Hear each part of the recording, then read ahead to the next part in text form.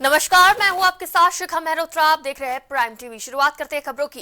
कांग्रेस कार्य समिति की इस हफ्ते शनिवार को होने वाली बैठक से पहले पार्टी में G23 नेताओं और कांग्रेस नेतृत्व के बीच सुलह की कोशिश तेज हो गई है।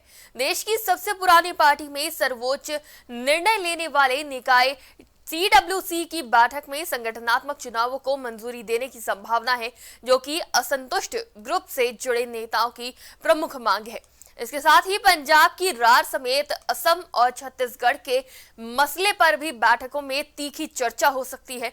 सूत्रों के मुताबिक समीकरण साधने के लिए प्रियंका गांधी वाड्रा अपने खास नेताओं के जरिए दूसरे खेमे तक पहुंच रही हैं।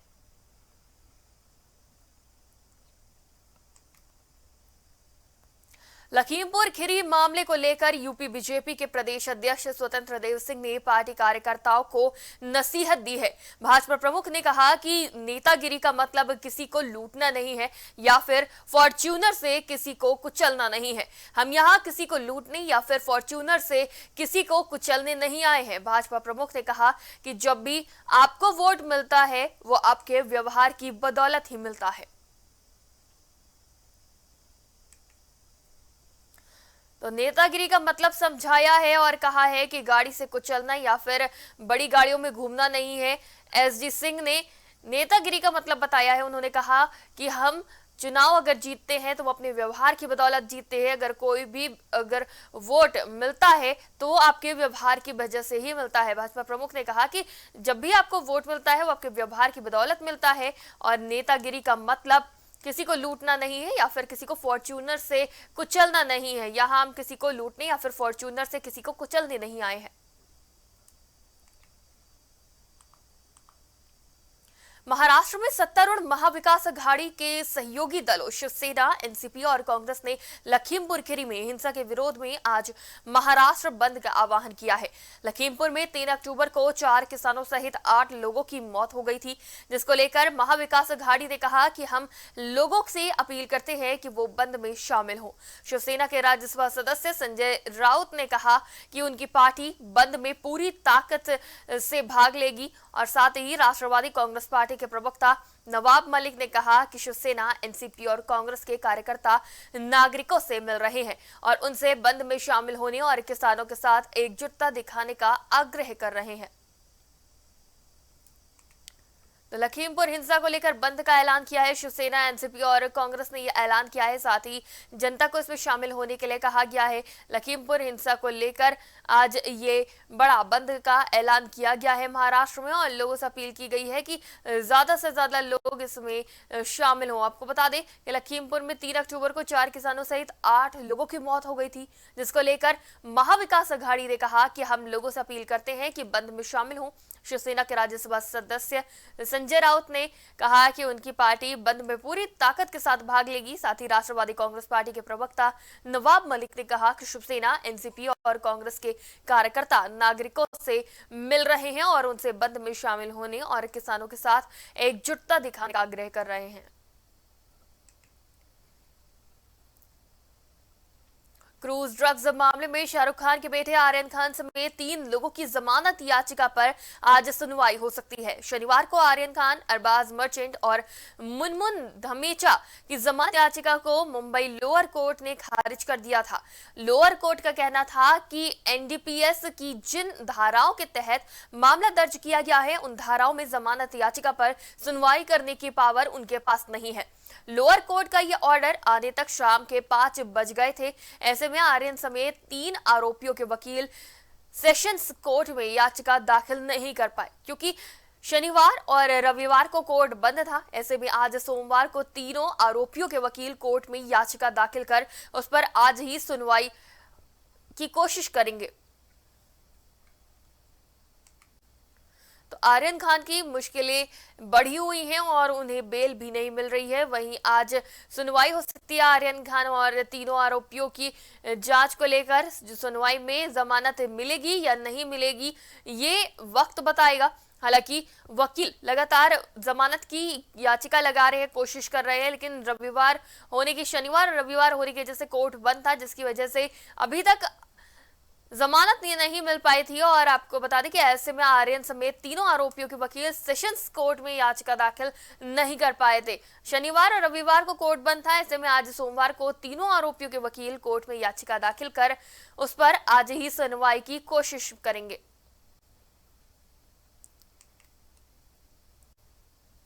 एनआईए ने जम्मू कश्मीर में छापेमारी के दौरान दी रेजिडेंस फ्रंट के 2 सदस्यों को गिरफ्तार किया है।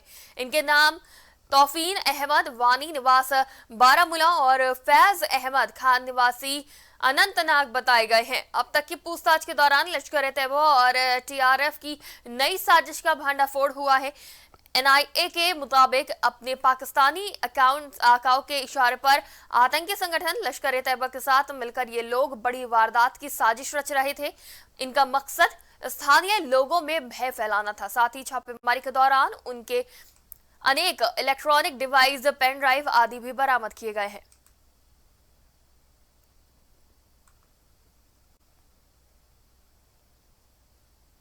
उत्तर प्रदेश में लखीमपुर खीरी हिंसा के मुख्य आरोपी आशीष मिश्रा से की हिरासत की मांग वाली पुलिस की याचिका पर आज सुनवाई होगी। यूपी पुलिस के विशेष जांच दल ने 3 अक्टूबर को लखीमपुर खीरी में हुई हिंसा के मामले में केंद्रीय गृह राज्य मंत्री अजय मिश्र टेनी के बेटे आशीष मिश्र को शनिवार को करीब 12 घंटे की पूछताछ के बाद गिरफ्तार कर लिया था, जहां से उसे न्यायिक हिरासत में जेल भेज दिया गया था।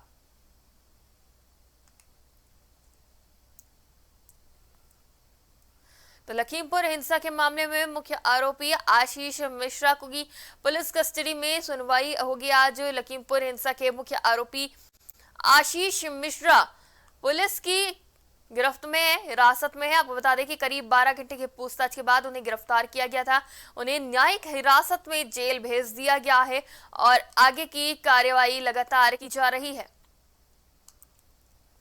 3 अक्टूबर को हुए लखीमपुर खीरी हिंसा के मामले में केंद्रीय गृह राज्य मंत्री अजय मिश्रा टेनी के बेटे आशीष मिश्र को गिरफ्तार शनिवार के करीब 12 घंटे की पूछताछ के बाद गिरफ्तार किया गया था और अब न्यायिक हिरासत में जेल भेज दिया गया है और आगे की पूछताछ हो रही है। जम्मू कश्मीर के अनंतनाग में सोमवार की सुबह मुठभेड़ में एक आतंकी को मार गिराया गया। यहां मुठभेड़ खंगुंड वेरी नाम इलाके में हुई है और अभी भी ऑपरेशन जारी है। सुरक्षाकर्मी ने एक पिस्टल और एक ग्रेनेड बरामद किया है। उधर बांदीपुरा के गुड़जांगीर इलाके में आतंकियों के साथ मुठभेड़ हुई, जिसमें जम्मू कश्मीर पुलिस के मुताबिक पुलिस और सुरक्षा बलों की तरफ से संयुक्त रूप से यह कार्रवाई की जा रही है। रक्षा उत्पादन में आत्मनिर्भरता हासिल करने के लिए 7 नई रक्षा कंपनियों का गठन करने की प्रक्रिया पूरी कर ली गई है। आगामी 15 अक्टूबर को आयोजित होने वाले एक कार्यक्रम में प्रधानमंत्री नरेंद्र मोदी इन कंपनियों को राष्ट्र को समर्पित करेंगे। ये कंपनियां मौजूदा 41 आयुध फैक्ट्रियों को मिलाकर बनाई गई है। साथ ही नई कंपनियां 100% सरकारी होंगी, लेकिन ये कॉर्पोरेट की तर्ज पर कार्य करेंगी। सरकार का मानना है कि नई कंपनियों के गठन से आयुध फैक्ट्री का परंपरागत स्वरूप खत्म हो जाएगा और नई कंपनियां मौजूदा जरूरतों के अनुसार पेशेवर रूप में कार्य कर सकेंगी। तो आत्मनिर्भर बनाया जा रहा है, रक्षा उत्पादन में बढ़ेगी भारत की आत्मनिर्भरता। इससे काफी फायदा होगा। मेक इन इंडिया उपकरणों से लेस होगा भारत। रक्षा उत्पादों में भारत की आत्मनिर्भरता को बढ़ाने के लिए एक और कदम बढ़ाया जा रहा है, जिससे आयात पर रोक लग सकेगी और निर्यात से आर्थिक सहायता भी भारत को मिल सकेगी। साथ ही देश आत्मनिर्भर होगा, जिसकी वजह से कई लोगों को रोजगार भी मिलेगा। वहीं सुरक्षा व्यवस्था भी और बढ़ेगी। शारदीय नवरात्र का आज 6वां दिन है। इस दिन मां कात्यायनी की आराधना की जाती है।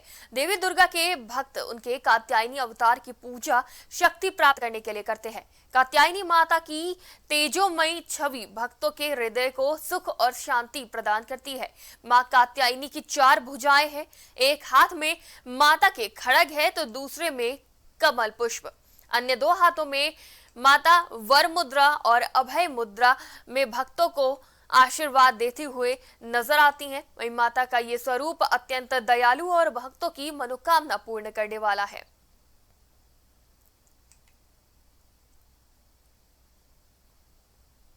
केंद्रीय स्वास्थ्य मंत्रालय ने कहा कि देश में अभी तक लगाए गए कोविड-19 रोधी टीकों की खुराक की कुल संख्या 95 करोड़ के आंकड़े को पार कर गई है। कोविन पोर्टल के आंकड़ों के मुताबिक शाम 7 बजे तक टीकों की 44 लाख से ज्यादा खुराक दी जा चुकी है। स्वास्थ्य कर्मियों को पहले चरण में टीका लगाने के साथ देशव्यापी टीकाकरण अभियान 16 जनवरी को शुरू किया गया था। कोविड-19 के खिलाफ अग्रिम मोर्चे पर तैनात कर्मियों का टीकाकरण 2 फरवरी से शुरू हुआ था। कोविड-19 टीकाकरण का अगला चरण 1 मार्च से 60 वर्ष से अधिक आयु के लोगों और अन्य बीमारियों से पीड़ित 45 वर्ष और उससे अधिक आयु के लोगों के लिए शुरू हुआ। तो नया आयाम बनाया है टीकाकरण में। 95 करोड़ टीकाकरण का आंकड़ा पार कर गया है देश में। आपको बता दें, केंद्र स्वास्थ्य मंत्रालय ने ये जानकारी दी है और बताया है कि तेजी से देश में टीकाकरण किया जा रहा है। स्वास्थ्य कर्मियों को पहले चरण में टीका लगाने के साथ ही देशव्यापी टीकाकरण अभियान 16 जनवरी को शुरू हुआ था और कोविड-19 के खिलाफ अग्रिम मोर्चे पर तैनात कर्मियों का टीकाकरण 2 फरवरी से शुरू हुआ था। वहीं कोविड-19 टीकाकरण का अगला चरण 1 मार्च से 60 वर्ष से अधिक आयु के लोगों और अन्य बीमारियों से पीड़ित 45 वर्ष और उससे अधिक लोगों के लिए हुआ था। वहीं अभी तक अच्छे खासी संख्या में युवाओं का भी टीकाकरण हो चुका है और जल्द ही बच्चों के लिए भी वैक्सीन आने वाली है।